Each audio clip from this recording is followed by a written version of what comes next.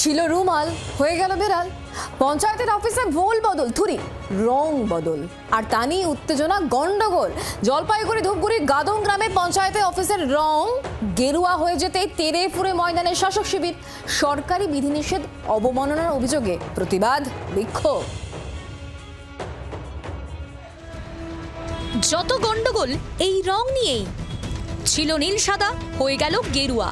বিধানসভা ভোটের মুখে গ্রাম পঞ্চায়েত ভবনের রং পাল্টে যাওয়া নিয়ে জলপাইগুড়ির ধূপগুড়িতে শোরগোল, বিক্ষোভ, উত্তেজনা।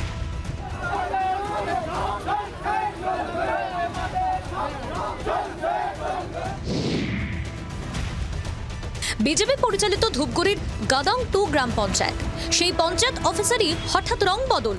সরকারি নীল সাদা রং মুছে গেরুয়া রং করে দেওয়ায় উত্তেজনা ছড়ায়। বুধবার পঞ্চায়েত অফিসের গেটে তালা লাগিয়ে শালবাড়িতে ধূপগুড়ি ফালাকাটার সড়ক অবরোধ করেন তৃণমূল কর্মীরা। কে বা কার অনুমতিতে এই রং করা হলো তা নিয়েও প্রশ্ন তোলে তৃণমূল নেতৃত্ব। প্রতিবাদ বিক্ষোভের ফলে বেশ কিছুক্ষণ যানজট হয়। অভিযোগ, এক্ষেত্রে সরকারি বিধিনিষেধ লঙ্ঘন করা হয়েছে। অঞ্চল অফিস থেকে গেরুয়া করা হচ্ছে, এটা কি বিজেপির পার্টি অফিস না অন্য কিছু? আমাদের আজকে দাবি, বিডিও সাহেব এখানে আসুন।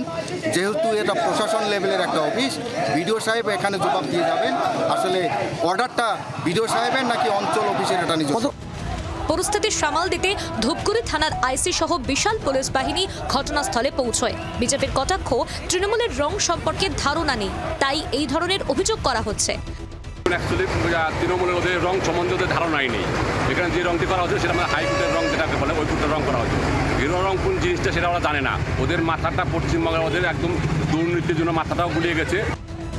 রঙের উৎসব আসতে এখনো কিছুদিন বাকি, কিন্তু রাজ্য রাজনীতির অন্দরে রঙের খেলা শুরু হয়ে গিয়েছে হই হই করে। প্রদ্যুৎ দাসের রিপোর্ট, জি 24 ঘন্টা। বাংলার আওয়াজ, বাঙালির আবেগ, জি 24 ঘন্টা।